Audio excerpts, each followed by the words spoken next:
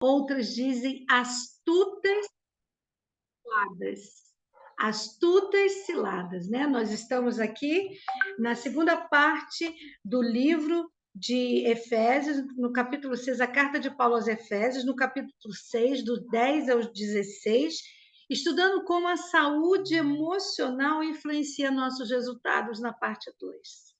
Falamos na parte 1, focando um pouco mais sobre identidade. Hoje vamos falar sobre as estratégias de guerra na área emocional, de como nós podemos nos precaver e nos proteger, né? Não precisamos só pensar na luta, nós temos que pensar que tem uma estratégia de luta à nossa disposição e que nós precisamos aprender sobre isso. E Paulo continua dizendo aos nossos irmãos efésios e a nós também: agora que vocês entenderam que precisa ser fortalecidos no Senhor e na força do seu poder, você precisa se revestir de uma armadura para você ficar firme contra as ciladas. O que é cilada? Ciladas são armadilhas, ciladas são laços, ciladas são enganos e mentiras que homens usados por forças espirituais podem armar para nós. E nós caímos, escorregarmos nessas atitudes. Conheço pessoas que jamais cometeriam o pecado do adultério, mas comete o pecado da ira, comete o pecado da falta de perdão, cometem pecados da gula, cometem pecados de serem pessoas intratáveis. Isso são astutas ciladas do inimigo. Se não tivermos com a mente focada em Cristo, vestido da armadura, caímos nela, né? E aí ele começa dizendo: olha, existe uma batalha, mas essa batalha não é de qualquer forma nem contra os super-heróis, os super-vilões, não. A nossa luta não é contra carne e sangue. Não importa se ela vem através de alguém visível de carne e sangue. O diabo é especialista em usar pessoas, mas a sua luta não é contra ela, mas é contra quem usa as emoções daquela pessoa contra você. Isso é muito importante nós entendermos. Por isso, perdoar diariamente é uma tarefa de limpeza e de higiene mental. Perdoar antes que o sol se ponha é uma tarefa diária de limpeza e higiene mental. Então ele começa dizendo: olha, nossa luta não é contra carne e sangue. Então contra quem? Contra principados, potestades e dominadores deste mundo tenebroso, contra forças espirituais do mal nas regiões celestiais. Então, veja bem, são 4 categorias de força da maldade: principados, potestades, dominadores e forças espirituais. Nossa luta não é fácil. Nós só vencemos, querido, porque Jesus já venceu primeiro.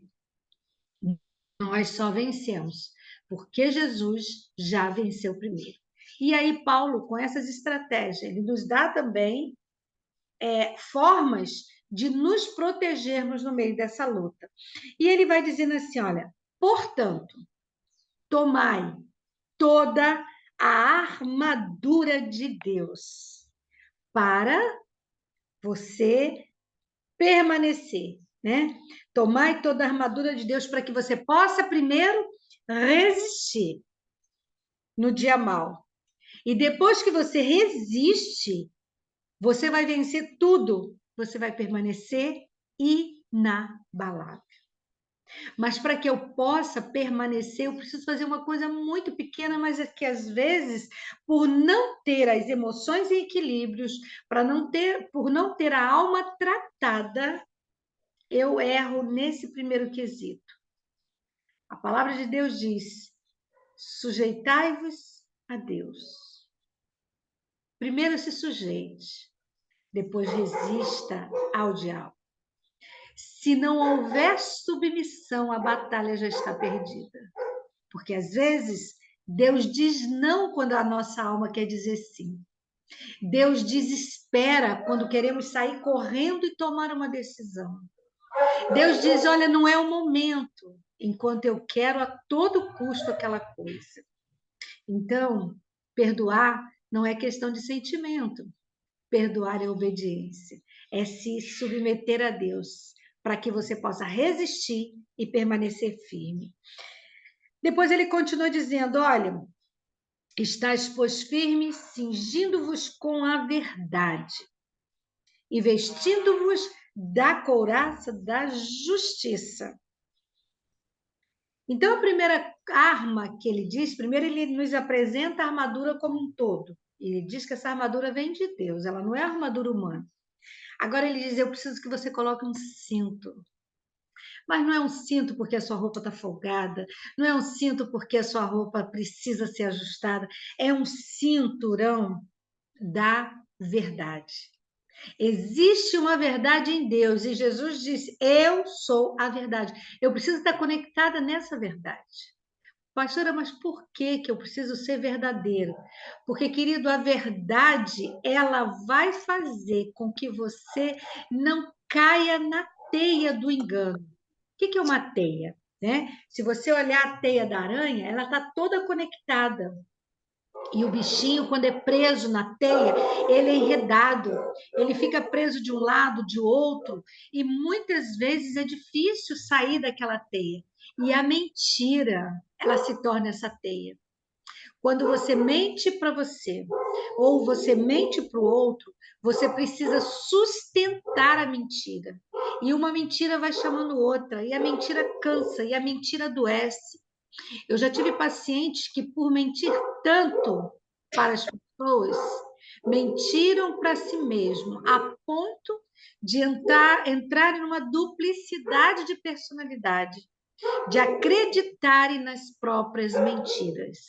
Ou seja, se acostumaram a mentir, que já não sabiam mais sair do mundo da ilusão. Ficaram aprisionados na sua própria mentira. Então, colocar esse cinturão não é, eu vou dizer a verdade, custe o que custar, doa quem doer. Não é essa verdade humana, mas é a verdade da nossa identidade em Deus. A verdade que está em Deus, a verdade de quem eu sou, a verdade de qual é a minha missão, qual é o meu chamado, a verdade de qual é o meu destino e para onde eu vou. Saber que eu sou alvo da graça como todo ser humano na face da terra. Essa é a única verdade. Não me apartar dessa verdade, porque a trama da mentira traz o adoecimento emocional. A segunda coisa que Paulo vai nos falar no versículo 15, eu preciso, depois que eu coloco o meu cinto, eu preciso calçar os meus pés. Calçai os pés com a preparação do Evangelho. É o que nós fazemos aqui nessa sala. Estude a palavra, estude os Evangelhos da paz, compreenda qual é o plano da salvação. O Evangelho da Paz é aquele que traz equilíbrio. Querido, você pode ter tudo na sua vida. Você pode ter dinheiro, riqueza, saúde, você pode ter tudo. Mas se você não tiver paz, você não desfruta. E muitas pessoas vivem essa vida sem desfrutar a paz que excede a todo entendimento. E eu aprendi muito cedo. Aonde eu chegar, a paz precisa chegar junto comigo. Não ser contencioso, não ser uma pessoa que fale pelos cotovelos, não ser uma pessoa que não saiba ouvir o outro, principalmente quando o outro fala o que você não quer ouvir, quando o outro diverge da sua vontade. Isso é muito difícil. Isso são pessoas que andam descalças na vida. E pessoas que não praticam o evangelho da paz. Pastora, eu não sou evangelista, como eu vou praticar o evangelho da paz? Vivendo a paz. Vivendo sem ser contenciosa, sem ser briguenta, sem ser barraqueira, sem ser aquele que dá a última palavra, sem ser aquele que quer acertar o tempo todo, porque ninguém é dono da verdade, só existe uma verdade, Jesus Cristo de Nazaré. Então, esse sapato precisa ser calçado todos os dias, porque todos os dias vamos deparar com pessoas diferentes de nós. E andar em unidade faz parte de aceitar o outro que é diferente de nós. e a unidade quebra todos os poderes das trevas. Depois que Paulo nos manda calçar o sapato, vestimos o cinturão, agora nós vamos calçar o sapato do Evangelho da Paz. Nós vamos pegar um escudo. O escudo ele era móvel, ele era colocado em dos braços, ele entrava nos braços e ele possibilitava o guerreiro de guardar o rosto, de guardar o peito, de guardar o estômago embaixo, a virilha. Então, o escudo, ele era móvel na mão da pessoa. E para que serve o escudo da fé? Né? O escudo da fé, ele era protetivo. E ele vai dizer que, olha, embrace sempre o escudo. E o nome desse escudo é fé, com o qual podereis apagar todos os dardos inflamáveis do inimigo. Quando o inimigo não tinha munição suficiente para vencer uma guerra, o que eles faziam? Eles pegavam pequenas flechas, a ponta dela ou era embebida em veneno ou era embebida em fogo. Aqueles pequenos dardos inflamados, ele era lançado no arraial do inimigo. E as casas se incendiavam, as pessoas se incendiavam. Então, eles venciam a guerra fazendo isso, jogando vários dardos inflamados. Né? E o escudo da fé, ele é capaz de deter esses dardos inflamados. O escudo da fé, ele é capaz de segurar esses dardos inflamados. E sabe qual é o dardo inflamado mais terrível que o inimigo lança no meio da igreja? É de que você não é amado, de que você é carente, de que você depende da aceitação do outro, você depende do olhar do outro, você depende da validação do outro, você depende que o outro diga quem você é, quando na verdade quem diz quem você é Deus, é a Bíblia, é a palavra de Deus. Você fica agarrada em rejeições da infância, você fica agarrada em rejeições de amores do passado, você fica agarrado em rejeições de pessoas que nem lembram que você existe. Um dia, trabalhando questão de perdão com uma paciente, eu perguntei a ela: você sabe que a pessoa que vive agarrada em você dia e noite, que você não consegue perdoar, é uma pessoa que nesse exato momento, se eu ligar para ela não sabe nem que você existe? E ela ficou olhando para mim e falou assim: não, mas como é isso? Eu falei: pois é, ela não se lembra, e eu quero que você faça uma prova. Liga para ela e pergunte: você lembra desse incidente? Ela vai te perguntar: que incidente é esse? Pois já havia se passado 20 anos. E ela não se desligava de algo que havia sido ferido, uma rejeição do passado de 20 anos, e aquela outra pessoa nem se lembrava que ela existia. Então, o escudo da fé é capaz de bloquear as mentiras, né, contra as mensagens do diabo na nossa mente, na nossa estima, na nossa identidade e no nosso chamado. Por isso é muito importante empunhar esse escudo da fé todos os dias.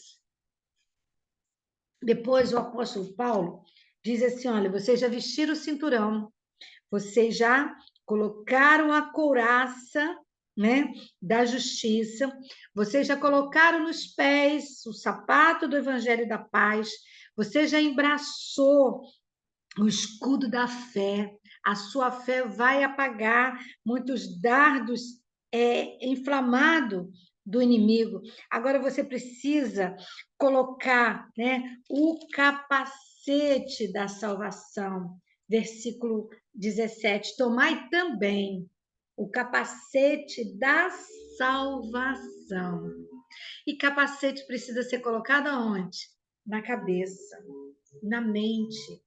Existem pessoas com feridas geracionais, que vai passando de pai para filho, de rejeições, de adoecimento, de loucura, de adultérios, alcoolismo, doenças geracionais que vão se repetindo de pai para filho, que precisam ser quebradas. Por isso, a nossa mente precisa estar protegida e protegê-la todos os dias. Olha, coloque o capacete. Mas que capacete é esse? O capacete da salvação. Pense todos os dias: eu tenho um passaporte da salvação. O meu nome tem o sobrenome de Jesus. Eu tenho um passaporte de liberação para o céu. E quando eu coloco esse capacete, querido, eu assumo a minha identidade. Quem eu sou em Cristo Jesus, quem é o meu Deus, quem é o meu Pai. Eu não vou mais precisar, né? Muitas vezes depender da Ana dizer assim: olha, você é amado, você é querido, né? Você é isso, você é aquilo. Não, você sabe que é, mesmo que o outro não diga, mesmo que o outro não te queira. Eu costumo dizer assim: se você não me quiser, eu lamento muito. Você vai perder uma pessoa fiel, uma pessoa justa, uma pessoa que vai te amar sem querer nada em troca. Então, quem perde é o outro, não é você. Você é muito querido, você é muito amado. E se você olhar aqui para essas janelinhas que estão abertas, você só vai ver gente bonita, você só vai ver gente querida, você só vai ver gente de bem com a vida, né? Então, coloque esse capacete, mas coloque ele todo dia. Todos os dias. Porque nós, querido, não vivemos pelo no que nós acreditamos apenas. Nós vivemos pelo que nós cremos. E o crer vem pelo ouvir. E o ouvir a palavra de Deus. Então, venha para essa sala todos os dias, venha ouvir a palavra de Deus, venha escutar aquilo que Deus tem colocado no coração de homens e mulheres nessa sala. Então, a sabedoria, o capacete, ele alinha os nossos pensamentos e ele alinha os nossos sentimentos.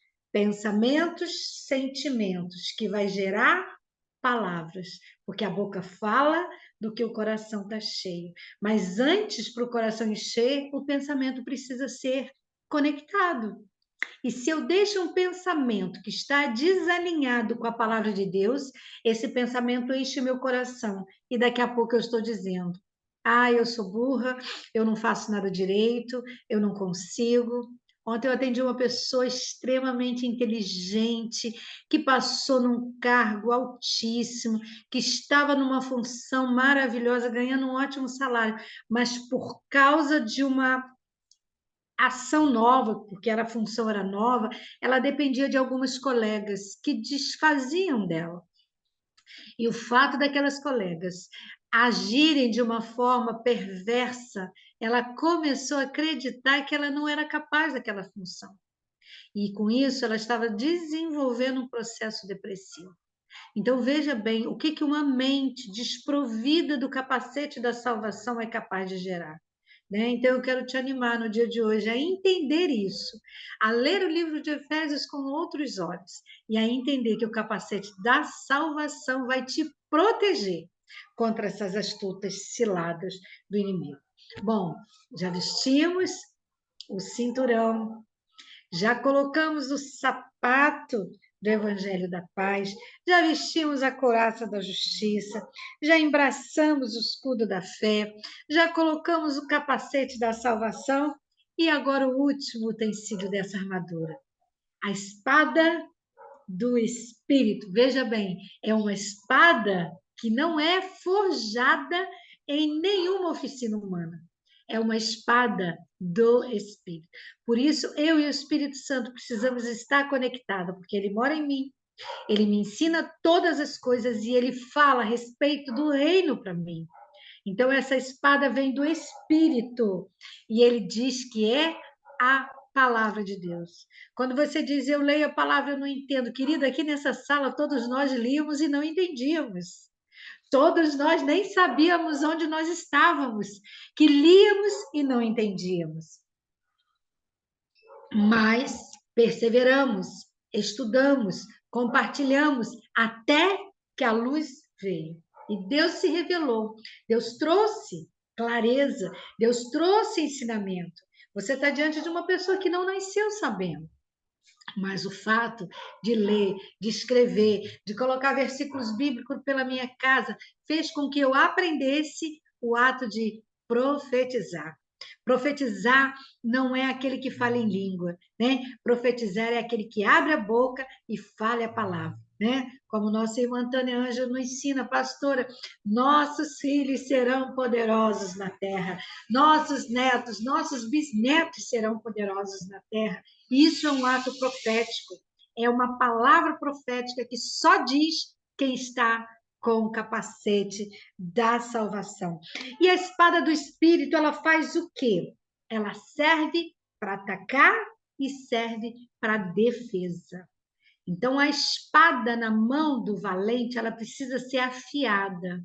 E a afiação da palavra depende da leitura, depende de ouvir, depende de ler. Hoje nós temos aplicativos de áudio, né? Nós temos aplicativos de devocionais. Eu tenho um Glorify que é maravilhoso. Eu tenho tantas oportunidades de não ficar, pastora, eu não consigo ler. Ouça. Coloca no áudio, a Bíblia está em áudio ali para nós ouvirmos. Então não deixa, né, de fazer isso. Por quê? Porque a espada, ela não fica só na mão, ela fica na boca. Por isso que muitas pessoas estão usando espadas cegas que não estão afiadas, porque a palavra que sai da boca delas não tem poder, né? Então, antes da gente terminar, nós temos pouco tempo. Como que Jesus venceu o inimigo através dessa espada, né? Se você abrir lá em Mateus, no capítulo 4, versículo 1 ao 11, olha só. A seguir, Jesus foi levado pelo Espírito ao deserto para ser tentado. Muitos de nós, queridos, poderemos ser levados a um deserto da vida para passarmos por momentos de tentação. E quando isso acontecer, vamos estar alinhados e lembrar desse estudo. E o texto diz: e depois de jejuar 40 dias e 40 noites, teve fome. Então o tentador, aproximando-se, lhe disse: se és filho de Deus, manda que essas pedras se transformem em pães. Jesus poderia fazer isso? Era lícito? Era, mas não era naquele exato momento que ele poderia fazer isso. Jesus, porém, respondeu: está escrito. Aonde que a espada veio? Na palavra, na sua boca, né? Não só de pão viverá o homem, mas de toda palavra que procede da boca de Deus. Veja aqui que o próprio diabo, ele usou também a palavra. Esse texto também está escrito.